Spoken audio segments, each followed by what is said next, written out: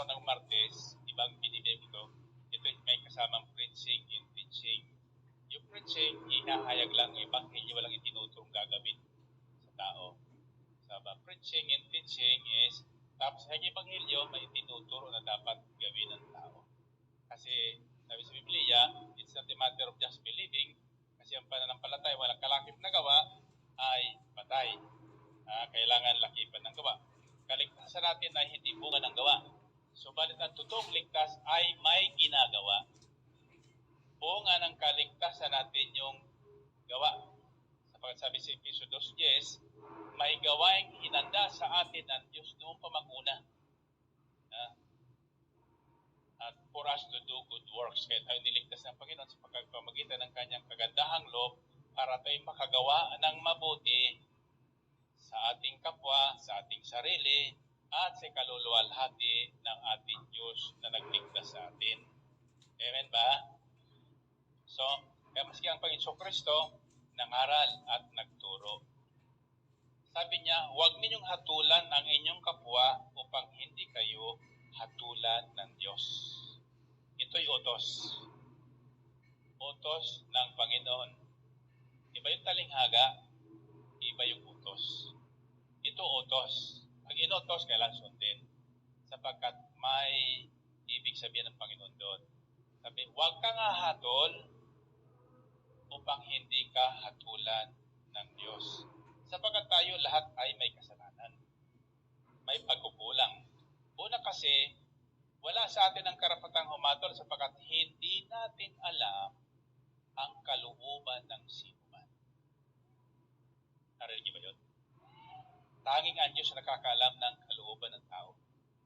At ang Diyos ay hindi humahatol sa labas na inyo. Hindi siya humahatol sa labas na kung anong kilos natin. Hinahatulan niya ang tao ayon sa laman ng kanyang puso. Amen ba? Yan, ayon sa laman ng kanyang puso. So, anong kasing hatol? Lahat na bagay. Example, yung example na lang yung ating sister dyan. Yung sinasabi niya sa mister niya. No? O ikaw ang tinutukoy noon. Paano mo na nalaman na siya kayo? Diba? So yun ang isang paghatol. Now, ngayong gabi, ang ipahid ko sa inyo ay paano natin malalaman na tayo nga ay naruruna o naririto pa. In other words, we should know how to measure our faith. Pagsukat ng ating panampalataya, tayo ba ay lumalago sa ating panampalataya o tayo ay nagiging bansot? Alam niyo bansot? Bonsai. Nabubonsai. Hindi lumago. Ibig sabihin, walang pagbabago. Kailangan susukiin natin, susukatin natin ating sarili. Are we maturing? Or do we remain immature? Now, ang isang palatandaan ng isang taong immature sa pananampalataya, mahilig humatol. Mahilig humatol. Hindi sila ligtas. Kami lang ang ligtas. Isang paghatol yan eh. Diba? Mali yan. Kami ang tama. Isang paghatol yan. Now, this is a sign of spiritual immaturity. Ang presumption kasi ganito eh. Kasi sabi sa Biblia, malinaw na sa Biblia eh. Maski hindi ka mag-aral ng malalim eh. Kasi malalim, minsan hindi natin makuha. No?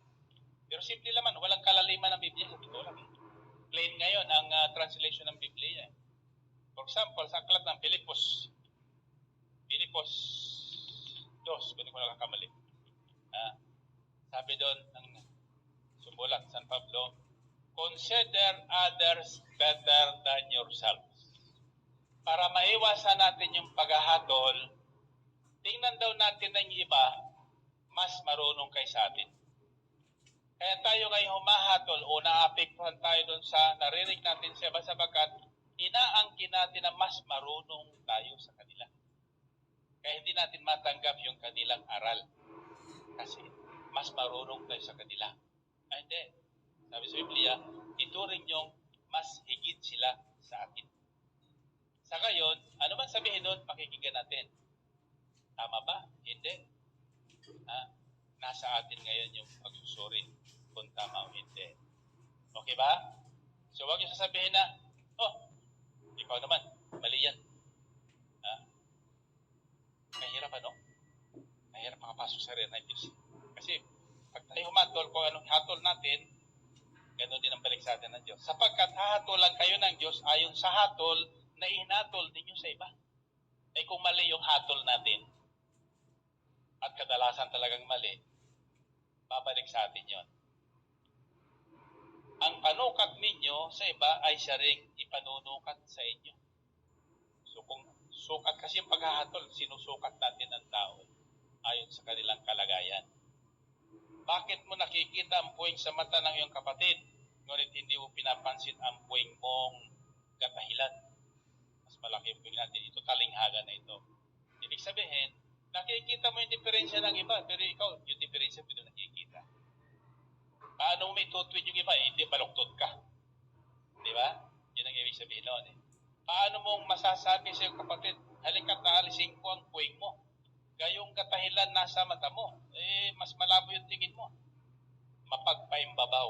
Alisin mo muna ang puwing na katahilan at sa gayoy makakakita kang mabuti at maalis mo ang puwing ng iyong kapatid.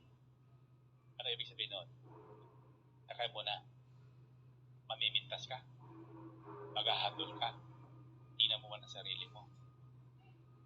Kung wala kang muta. Ibig sabihin, wala kang kapintasan. Pag nasa ayos, ayon, pwede mo nang kausapin yung kapatid mo.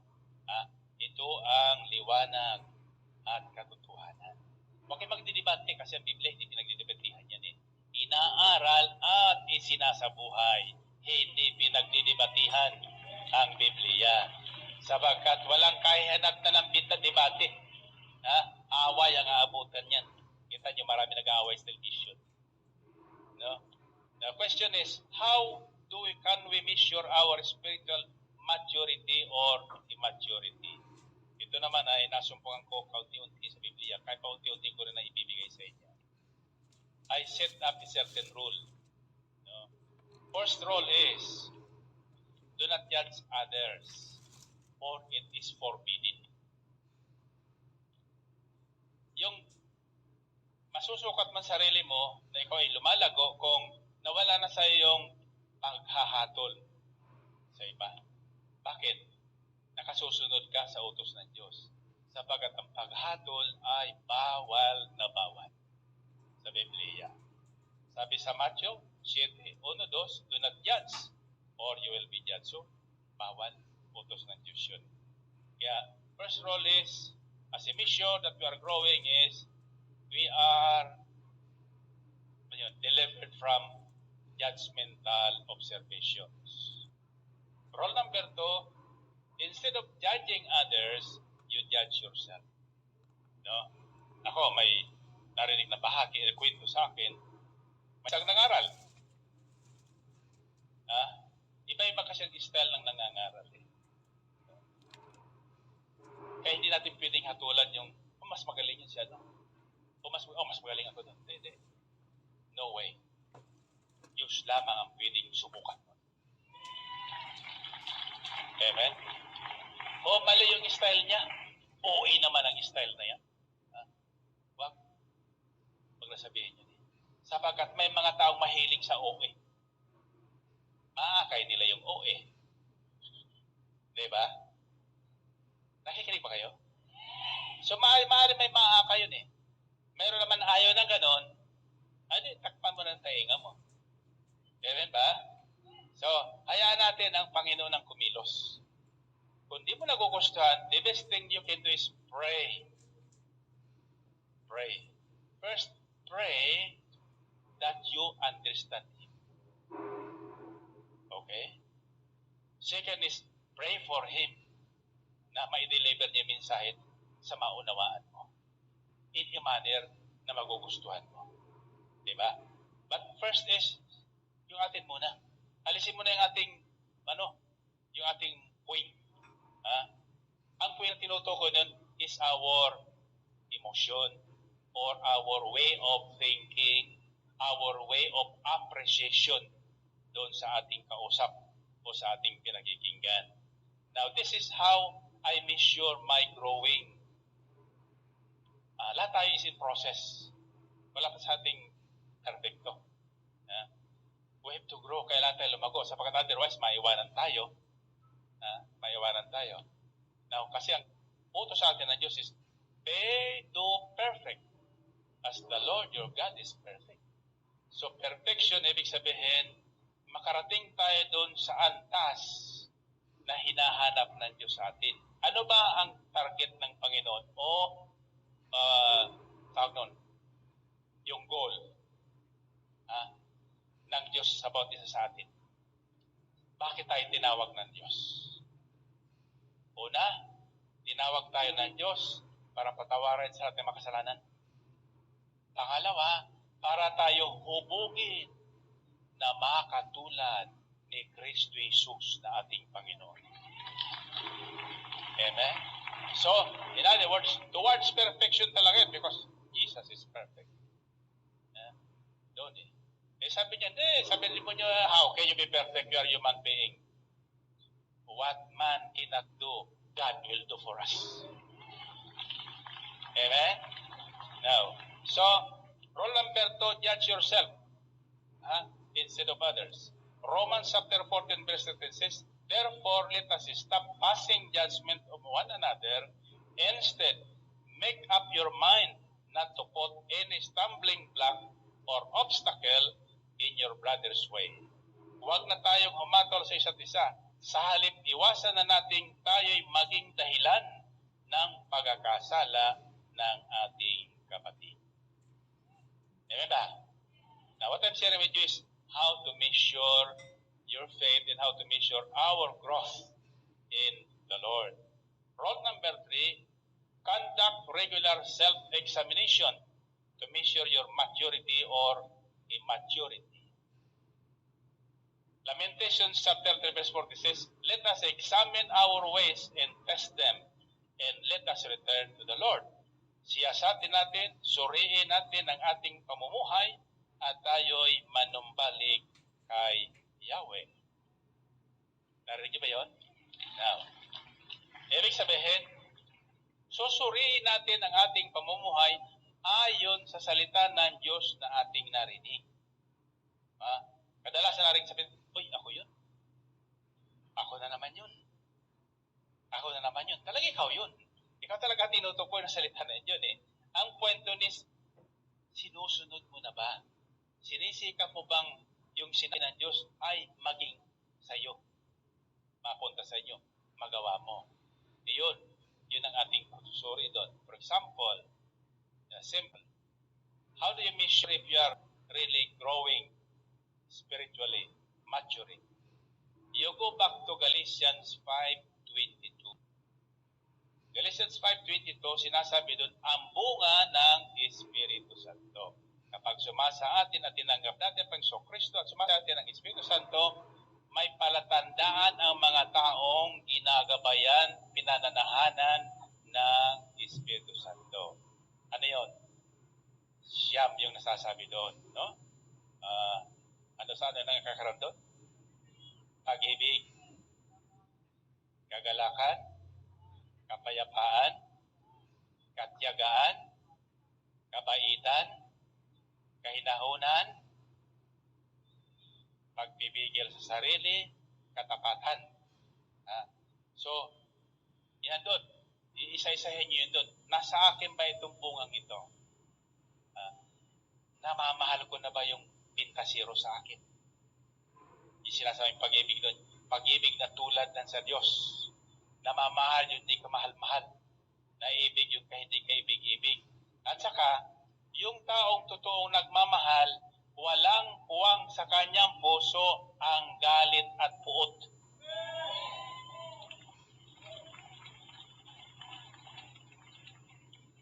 Ibig sabihin, magagalit ka rin. Pero bago lumubog ang araw, yung galit nabubura. Yung pag-ibig ang namamayani. Iba yung galit sa puot. Hindi kasalanan magalit. Huwag mo lang hayaan ang galit mo ay ibulit ka sa pagkakasala. Kung magagalit ka, magalit ka. No? sa mga salitang bibitawan mo kagalit ka. Kasi kung galit ka, wala kang sasabihin, di mananay sa Satanas. Kaya tatandaan nyo, buhay at kamatayan nasa bibig natin ang kasalalay, sa dila natin kasalalay. Magalit ka. Kung galit ka, purihin mo ang Panginoon. Sa halip na magmumura ka, purihin mo ang Panginoon. Amen ba? Para mailabas yung galit mo. Kung hindi naman, mag-shower ka. Ayan. Pagalitan mo yung gripo. Para makalagpas yung galit natin. Now, one side of the maturity is, ang galit sa taong tumataas ang kanyang spiritual na pangunawa, hindi nagtatagal ng 10 minuto. Believe me. Right away, nakakasundo yung kaaway. Nagkasagutan kayo, hindi kayo maghihiwalay, hindi kayo magkakasundo. Bakit? You will be conscientiated. Kukonsensyahin ka. Kukonsensyahin ka ng Panginoon. You will be conscientiated. Madalas sa akin mangyayari, kaya hinahanap agad yung kailan makasundo ko yun. Hindi ko mapapakali. Yeah, that is one of the signs that you are growing up. Hindi siya sa hindi man sasabi hindi ko magkamali. Makakamali ka. But right away, you recoil because the Holy Spirit will tell you, mali ka. Amen? Or the Spirit will say, lumabas na naman yung kayabangan mo. Naging superior ka doon sa superior mo. Amen ba? So, we should conduct regular self-examination to measure our immaturity or maturity. Sabi sa Kalawang Korinto, Kabanatang 13, Talatang 5, examine yourselves to see whether you are in the faith. Test yourselves. Don't you realize that Christ Jesus is in you? Unless, of course, you fail the test. Yakin ninyong mabuti kung kayo'y namumuhay ayon sa panampalataya. Subukin ninyo ang inyong sarili. Hindi ba ninyo nadaramang sumasa inyo si Kristo Jesus? Maliban na lang kung kayo'y mga itinakwil. Yan. Kapadaraman natin kung sumasali ang Panginoon at kung hindi. Ang isang measure nga dyan is yung galit hindi pinalalagpas ng maghapon. Hindi tinatutulog na galit. Iniiwan yung galit niyon, kagalitan na doon, pinapalitan ng pag-ibig, pag-unawa at kapayapaan. Amen ba? We reconcile ourselves with one another and with God. Nagkasagutan, okay lang yun. Magsagutan kayo. Nagbalitaktakan kayo, nagpagalingan kayo ng iyong nalalaman, okay lang yun. Pero pagkatapos, magkasundo kayo. Kung di pinagkasundan nyo, pinagtatalunan nyo, kalimutan nyo yun. Ibig sabihin, parehas kayo mali. Nandiyan pa ba kayo? Okay. Now, rule number 4, know the measure or marks of an immature and mature person. Alamin natin yung sukat, panukat, palatandaan ng isang taong walang nangyayari sa buhay, ng isang taong eme ng eme, pero hindi magpapagong buhay. Ano ba? Hindi ka tinutukoy sa mga nag-eme sa inyo dyan. Ibig sabihin, oo tayo na oo sa Panginoon, pagkat sabi parating yung bata doon na inutusan, o anak, pasok ka doon sa ating vineyard, magtrabaho ka. Sabi ng isa, opo. Pero hindi naman tumayo. Natiri lang opo. Diba? Ibig sabihin, hindi sumunod, hindi ginawa. Yung isa naman, noon nga sabi niya, ayaw ko po. Pero kapag isip-isip siya, sabi niya, teka mo, natatay ko yun. Tumayo siya at sumunod. Diba? So yun ang tinatawag na pagsusukat sa sarili. Now, there are certain marks or palatandaan. Immaturity is the result of insufficient growth or hindi sapat yung paglago. Kumbaga sa naging bonsai. No? First mark of an immature Christian is rejection of rebuke or wise counsel. Ito ang unang palatandaan. Pag sinaway mo, pag pinangaralan mo, sasalungitin ka. Sign of a mature Christian yan. Pinalalabas, mas magaling siya doon sa nagtuturo sa kanya. That's sign of maturity. No? If you reject rebuke or correction or wise counsel, then you have not grown. Deuteronomy chapter 21 verse 18 says, if a man has a stubborn and rebellious son who does not obey his father and mother and will not listen to them when they are disciplined. A rebuke is a discipline. Yung pagsaway ay pamamaraan ng isang pagdidisiplina yan. No? Kung ang isang anak ay matigas ang ulo at ayaw makinig sa payo ng magulang, iyan ay hindi lumalago. Walang, ibig sabihin nga, tumatanda ka na wala kang ano tawag doon? Natatandaan. Ayan. 1 Kings chapter 12 verse 8 says, but Rehoboam rejected the advice of the elders gave him and consulted the young men who had grown up with him and were serving him. Ngunit pinawalang halaga ni Rehoboam ang payo ng matatanda. Sa halip, nagtanong siya sa mga kababata niya na ngayon naglilingkod sa kanya.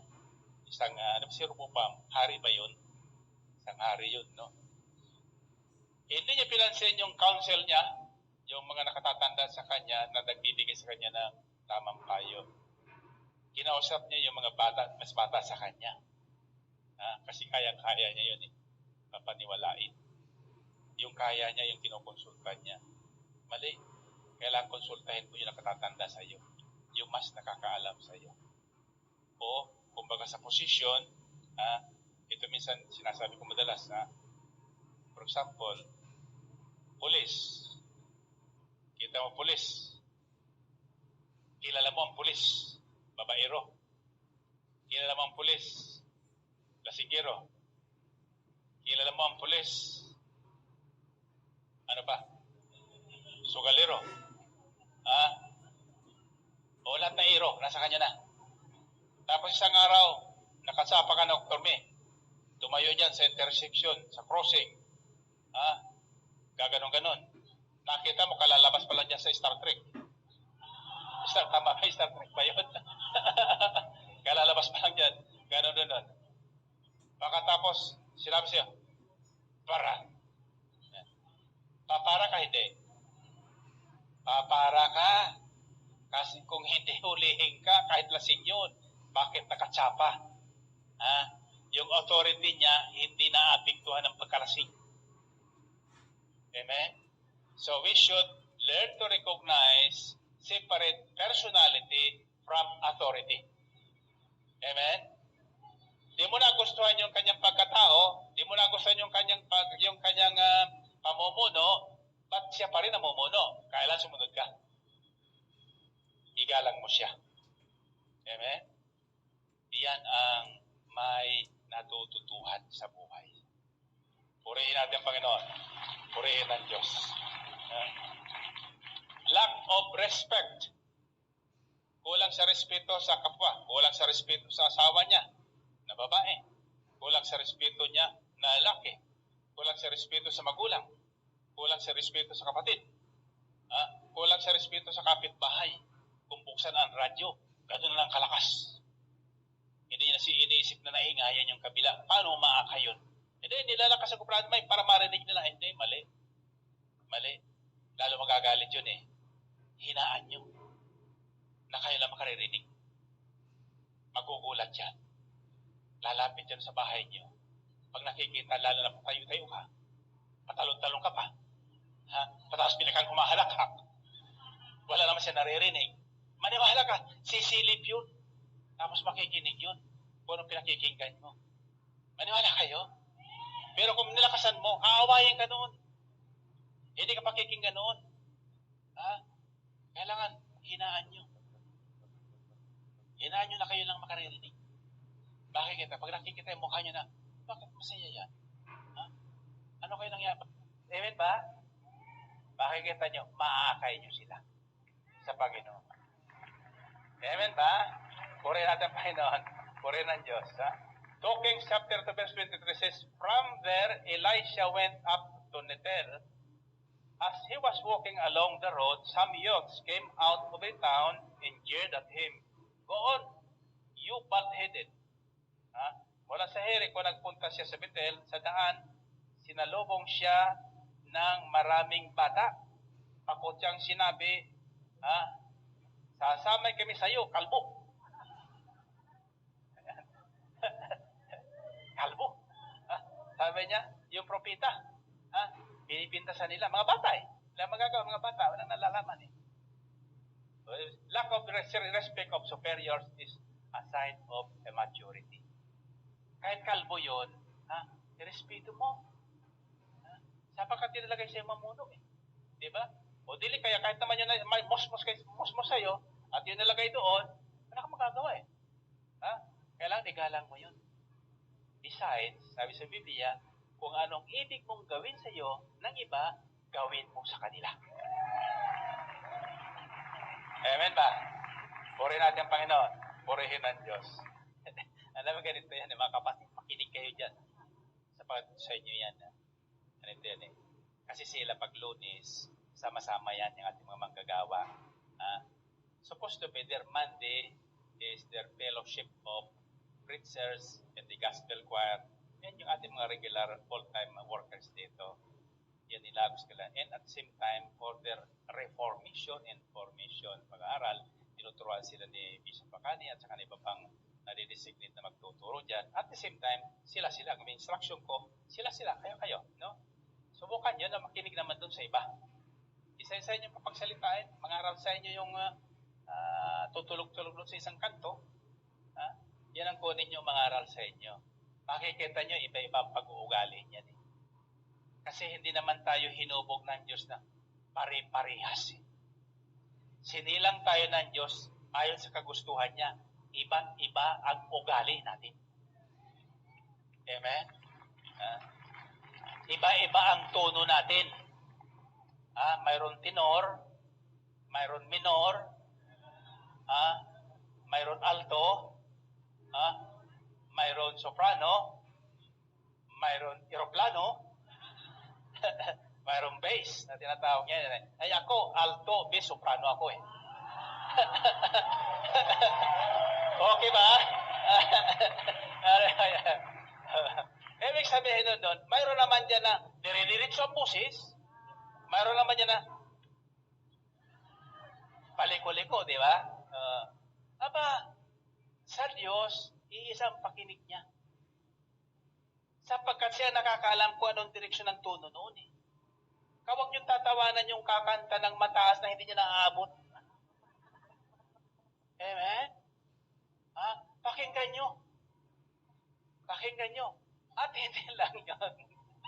Itanda pa ako na ko yun eh. Pakinggan ko. Bakit? Ilalagay ko yung aking sarili sa Kanya. Kung ano ang tingin ko sa Kanya, wag kong gagawin yun. See? Ganun palang reaksyon ko. See? In other words, kunin nyo silang padala ng Diyos para turuan ka. Purihin natin ang Panginoon. Purihin natin Diyos. Malinaw ho ba mga kapatid? Let's receive each other as God sent to us. Okay, asa kayo? Andiyan pa ba kayo? Bibigyan ko pa kayo ng example. Ako kasi, ako nagkaganito, dinaanan ko lahat. Laging karpentero ako, lagi kong farmer. Nagtatanim ng palay. Nagtatawag doon sa Bicol, yung nagpapaturnak. Yung lupa, kinuha ng kalabaw. Wala pa mga traktor noon. Anong tawag doon? Pare, inaararo at saka inaapak-apakan yung para yung damo ay mabaon dun sa putik. Tapos sa karpentero ako. Sa pagkarpentero, may tinatawag niya na liha. Papel de liha. Diba? Mayroon dyan grade A, B, and C. Pinakamagaspang, middle na magaspang, pagkatapos yung tinong-tino na. No? Yung pinakamagaspang, yun ang unang ginagamit doon sa mga magaspang na kahoy. Pagkatapos noon, yung pino. Medium. Tapos yung tinong-tino na, yung pang-finish na yun. Pang-finish na talaga yun. Sa tao, ang bawat isa sa atin ay ginagamit ng Diyos na parang liha sa isa't isa. Nasusunod niyo ba? Subukan mo nga na lihahin ang sarili mo. Magugustuhan mo ba? Sa tingin niyo yung kahoy na nililiha, nagugustuhan niya?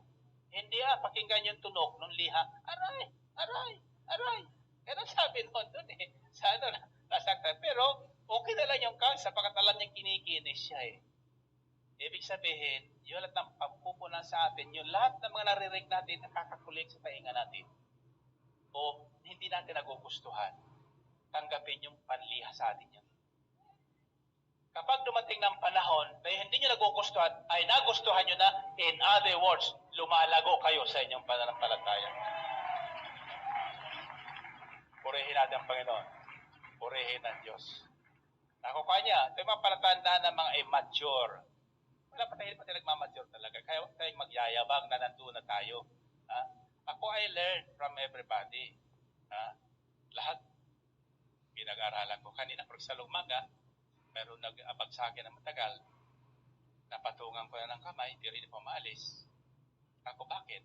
Sabi sa akin ni Carol, kasi gusto ko makausap ko ito kanya. Kaya ako naman, maraming ginagawa. Minsan, naiinis ako. Pag naiinis ko, hindi ko pinagpapasok eh. Kasi ayaw ko makita mukha kong inis. Inaalis ko muna ang inis ko. Maya-maya sasabihin ko sa sarili ko, sige na, papasukin mo na. Sige na, kausapin mo na. Ako mismo nagkukumbinsi sa sarili ko. Pag nakumbinsi ko, nasa ko tatawagin. Sabi ko, sige, papasukin mo na nga. Papasok. Sister, ano bang problema mo? Kasi po, uutangin ko yung ikapo ko eh. Hallelujah. Ako uutangin ko yung ikapo ko. Ano utangin mo? Yung binigay ko yung ikapo ko, kunin ko muna. Uutangin ko muna. Ako, anong problema mo? Kasi ganito po yan eh. Ako, sister, alam mo, pwede ko ibalik sa'yo yun eh. Kaya lang, parehas tayo magkakasala eh. Ako, pautangin na lang kita. Magkano bang kailangan mo? Ganito, huwag mo na sabihin. Baka malaki yan. So, ang ginawa ko, dumukot ko sa bulsa ko, nakadukot, medyo nakapalan yung dukot ko eh. Nang makita niya, bigla to, praise the Lord, sabi niya. Pakalas niya, sabi ko, Lord, ikaw naman pakbiro, naubos yung laman ng wallet ko. Purihin na ng Panginoon. Purihin ng Diyos. Ayan. That is the next mark of maturity kung hindi magkaroon ng reaction ng gano'n. Lack of understanding. Kulang sa pang-uunawa. Pwede pagalitan ko na yun. Diba? Pwede takutin ko na yun. Sige, sasalutin ka. Hindi ginawa yun eh. Sabi ko na lamang, sister, baka magkasala tayo. Ano ba ang problema mo? So, sinabi sa akin problema, pera lang pala ako eh. Sige ako, magkano ba? Nung sasabihin na, kako tuloy. Kasi baka malaki yun, di ko kaya yun eh. Kaya ako na lang nagbigay. Hindi na makita ko malaki pa, sabi ko, sana ako, pinasabi ko na sa kanya. Hindi na ako nagsisi ng ganon. Now, so, for giving prudence to the simple, knowledge and discretion to the young.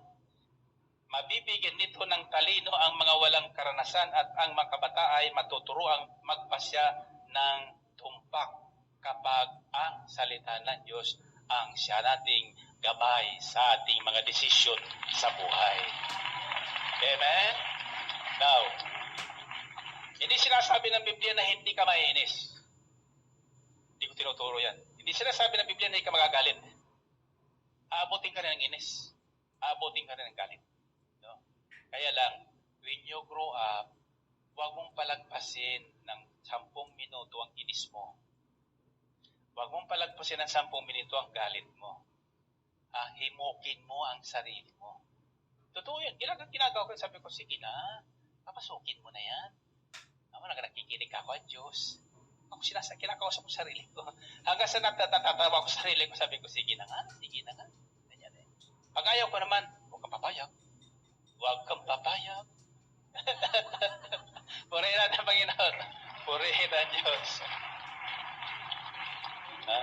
Next, palatandaan, lack of self-control. Hindi makapagbigil. Pag medyo tinamaan, tatayo agad. Magsasalita. Makikipagdebate. You should learn when to speak or when to be quiet. Amen? Huwag kayong pabigla-bigla. Mag-aaway kayo. See? Suriin mo muna ang sarili mo. Kung tama bang i-reaction mo. Besides, piliin mo ang salitang gagamitin mo.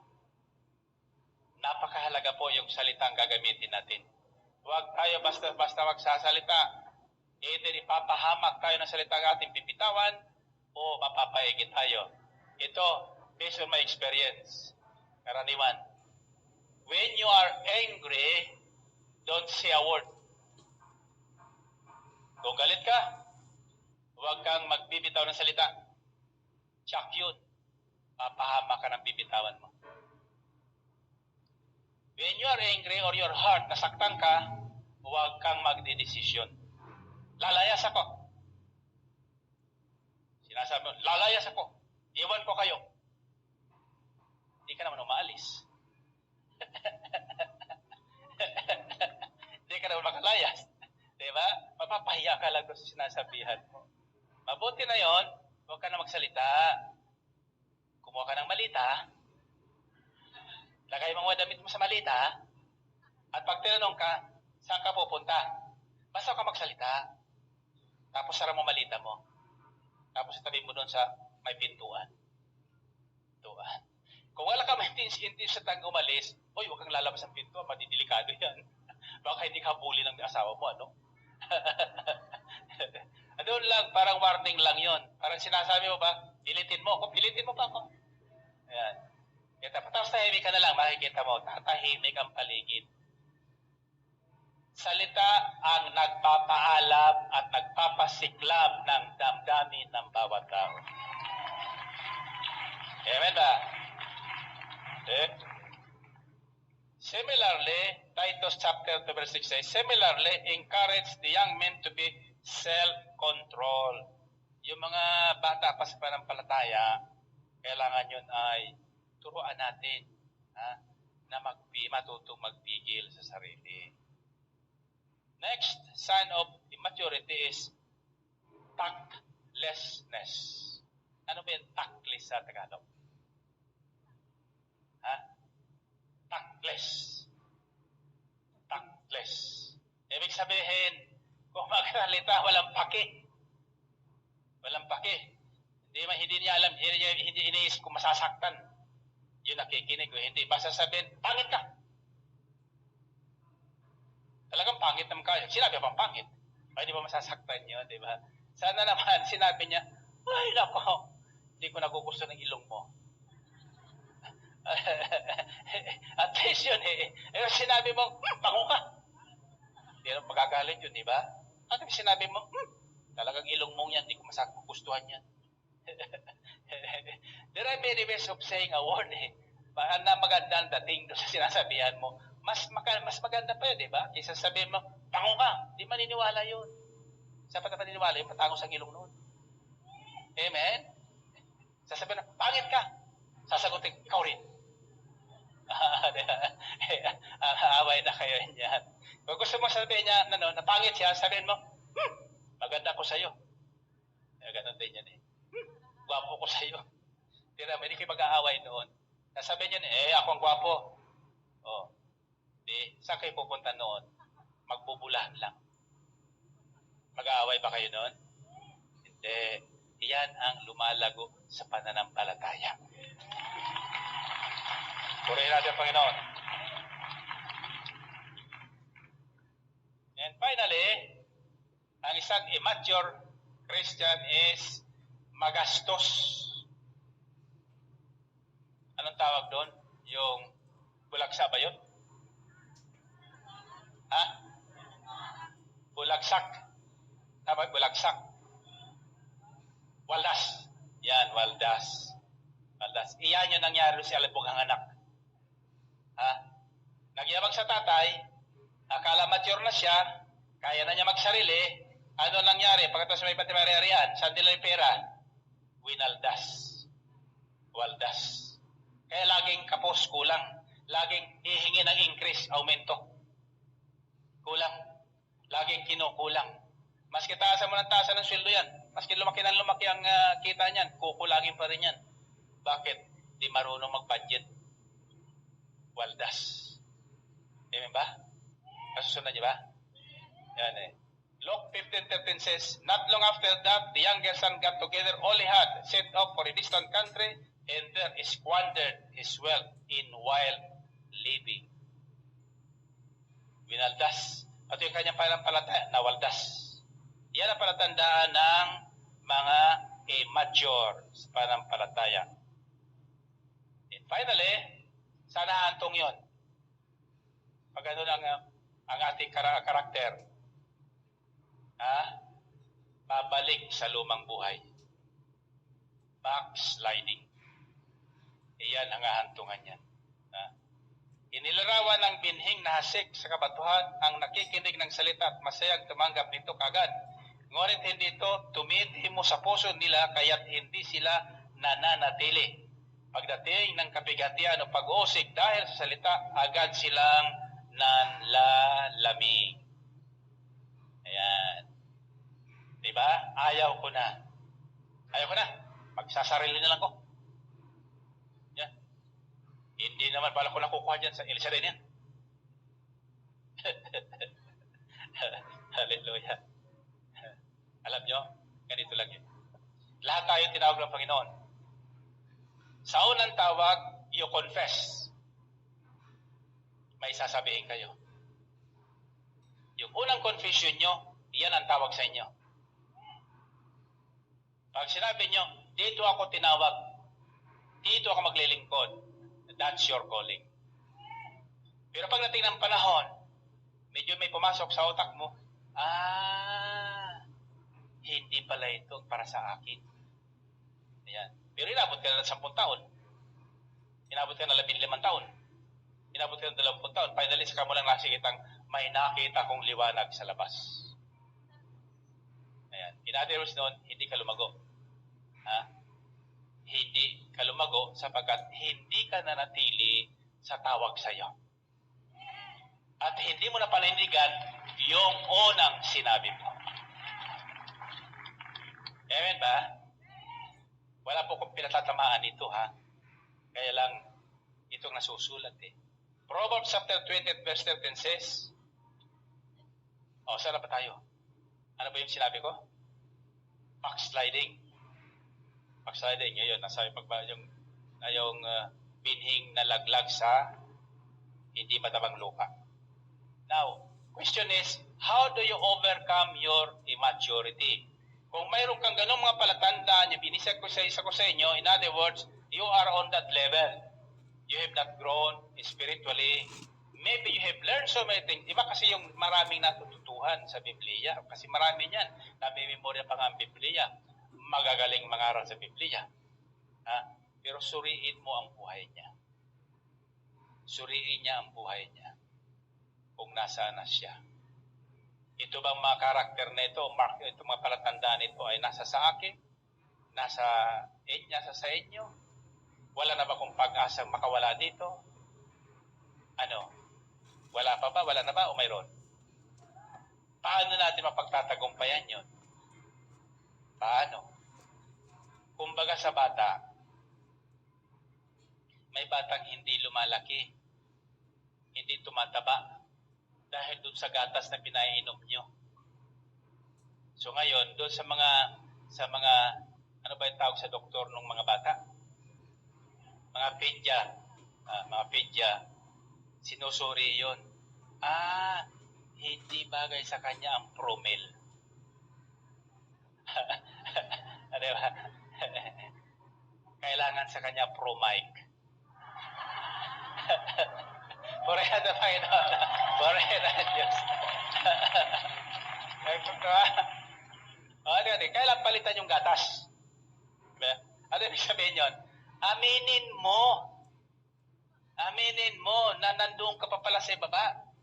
Akala ko, spirit-filled na ako. Akala ko, pasado na ako sa Panginoon. Yung pala, hindi pa. No? Akala ko, mataba na ako. Yung pala, payat ako. Susuriin natin yung ating katayon. Payat ba? Mataba? Kung sumobra naman sa taas, sumobra sa timbang, pag-aralan din yun. Palitan nyo yung gatas. Ma-overweight yan. Amen ba? Ano ba, brother? Ano?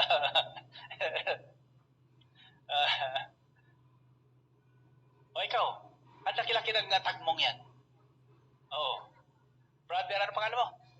Brother Boyet. Ayan, hanggang ngayon, Boyet pa yan. Hanggang ngayon, Boyet pa yan. Si Brother Boyet. So, to overcome our immaturity, first things first, confess. Confession. Aminin natin. Ihag natin. Ako yun, ganun pala pa ako doon. Madali pa akong magalit. Kung magalit, 1 linggo pa. O 1 buwan pa inaabot. Yun, yung sama ng loob ko. Hindi po ako magpatawad. Yan. Hindi ko makita ko lang mukha doon. Umaasim ng pakiramdam ko. Yan. So, aminin natin yun. Kasi kung natin aminin yun, hindi tayo makakawala doon. So, confession. Proverbs chapter 20 verse 13 says, He who conceals his sins does not prosper, but whoever confesses and renounces them finds mercy. Ang nagkukubli ng kanyang sala ay hindi mapapabuti. Ngunit kahabagan ng Diyos ang nagbabalik loob at nagsisisi. Amen ba? Tatandaan nyo, walang hindi nagkakamali. Ako, malimit magkamali. Dalas magkamali. Walang hindi nagkakasala. Lahat nagkakasala. No? Huwag lang yung paulit-ulit kasi may kasalanang kinonfess mo na tapos babalikan mo pala. Delikado yun. Kailangan, nakilala mo ng mali yun, kasalanan pala yun, huwag mo nang gagawin uli yun. Huwag mo nang babalikan yun. No? Pero mayroon namang ginagawang kasalanan. Bago, hindi natin alam na kasalanan pala yun. Nagawa natin. Ngayon, na-realize natin later on, dahil sa salita ng Diyos, na kasalanan pala, i-confess natin. No? Akala natin, tama yung ating ginawa, yun pala mali, aminin natin. Say sorry. I'm sorry. Nasagot mo nanay mo, I'm sorry, nay. Nasagot mo yung kapatid mo, I'm sorry, Brad. Akala ko kasi, tama ako. Yun pala, hindi. So, confession. Sabi sa James chapter 5 verse 16 says, Therefore, confess your sins to each other and pray for each other so that you may be healed. Para yung sugat na nalikha natin sa isa't isa ay maghilom. Maghihilom lang yan sa pamagitan ng pag-aamin at paghihingi ng dispensa at tawad sa isa't isa.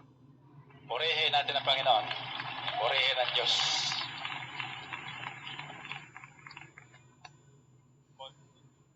After confession, then comes, you want to grow, prayer and meditation. Prayer and meditation on the Word of God must go together. Don't just pray. Pray according to the Word of God. No? Manalangin tayo ayon sa salita ng Diyos. Pagnilayan natin araw at gabi ang narinig natin salita ng Diyos para masuri natin ang ating sarili. At sabi sa Biblia, nang sa gayon, magawa natin ang nararapat. Nang sa gayon, tayo ay magtatagumpay. Amen. Sabi yan sa Joshua chapter 1 verse 8. Meditate on it day and night so that you may be able to do what is written therein. Then you will become prosperous and successful. Saka kayo magiging matagumpay at masagana. Amen ba? Psalm 119 verses 97 says, Oh, how I love your law. I meditate on it all day long. Your commands make me wiser than my enemies, for they are ever with me. I have more insight than all my teachers, for I meditate on your statutes. Ang iyong mga utos ay tunay kong iniibig, araw-araw sa maghapon ay siya kong iniisip. Kasama ko sa tuwinay yaong iyong kautusan, kaya ako'y dumurunong ng higit pa sa kaaway.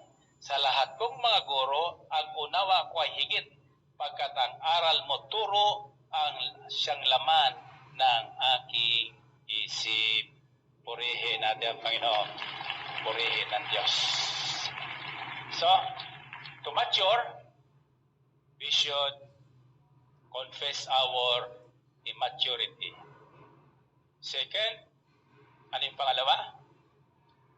Pray and meditate on the Word of God. And finally, impose upon yourself self-discipline. Bago mo maswito o madisiplin ang iba, yung sarili mo muna ang disiplinahin. Hindi mo maaaring sabihin, huwag kang maninigarilyo kung naninigarilyo ka. Hindi mo masabing, huwag kang maglalasing kung naglalasing ka. Hindi mo masabing, huwag kang mababae kung marami kang babae. Diba? Hindi mo masabing, magsipag ka kung ikaw ay tamad. Hindi mo sasabing, magpa-slim ka kung ikaw ay mataba.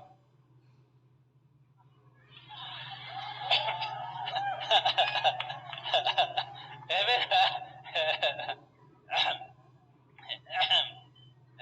So self-discipline, discipline.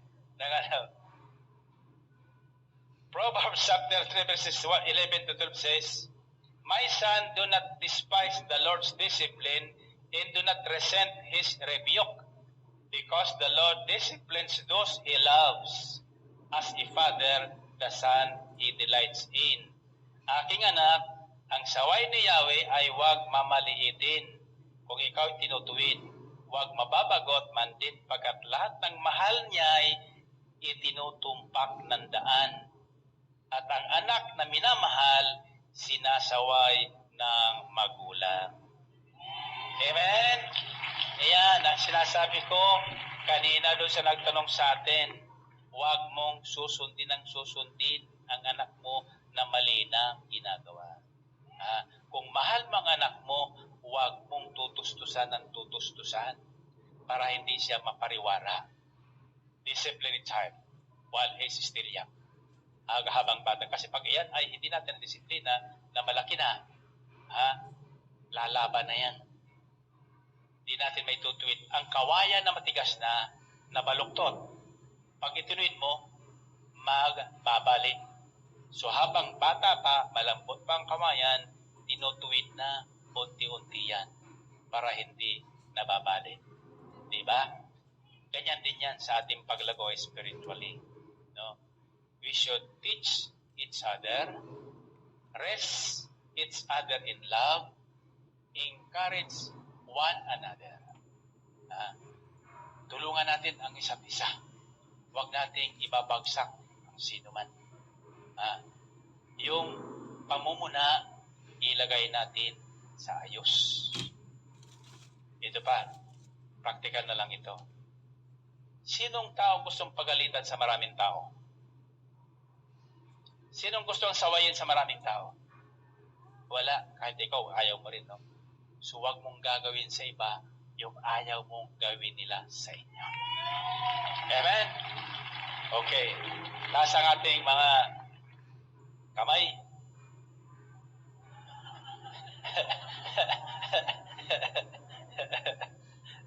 Bakit? Pag ano dinadampot nyo agad eh. Una sa lahat, purihin natin ang Panginoon. Purihin natin. Lakas sa niya. Okay, nasa kamay. Sabihin nyo, immature. Sino sa inyo ang immature pa? O ayon sa ating narinig na mga palatandaan. Mayroon ba kayo mga palatandaan ganon? Hindi masama yun. Masama yun. Maganda yun at nalaman natin. Diba?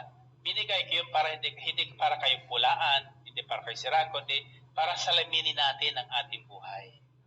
Kasi ang salita ng Diyos ay salamin ng buhay. Alam mo, ako sa umaga, sumasalamin ako bago ko maghilamos. Subukan niyo, pagising niyo, manalamin kayo. Iba yung tsura niyo. No? Pagkatapos yan, maghilamos ka na, okay, maliw ka na. Balik ka sa salamin, iba na ang tingin mo. Diba? May ibig sabihin yan, sa maghapon at magdamag, may nangyayari sa buhay natin. Amen.